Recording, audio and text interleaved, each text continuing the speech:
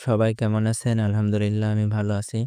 হঠাৎ করে কিছুদিন আগে এক জায়গায় বেড়াতে যাবার প্রোগ্রাম হয়েছে।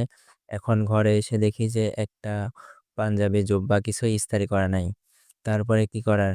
নিজের জামাকাপড় নিজেই ইস্ত্রি করতে শুরু করে দিলাম। তারপরে যে ভাঁজ দিয়ে নিলাম। প্রথমত ইস্ত্রি করতে হলে হাতা ইস্ত্রি করতে হয়, তারপরে কলার করে নিতে হয়, তারপরে বডি করে নিতে হয়। এভাবে ভাঁজ দিয়ে নিতে হয়। এই যে দেখুন কিভাবে করি। তারপরে যে সুগন্ধি লাগাইলাম গায়ে। এই যে কালো জুব্বাটা পরে নিলাম ইস্ত্রি করা। এই যে আমার বাইকটা আমার জন্য অপেক্ষা করতেছে। তারপরে জুতা পরে নিলাম। জুতা পরে নিয়ে ২ লিটার তেল দিয়ে দিলাম গাড়িতে। কারণ অনেক দূরের পথ। আপনার হলো রাজশাহী নন্দনগাছি যাবো ভাইরার বাড়িতে বেড়াতে।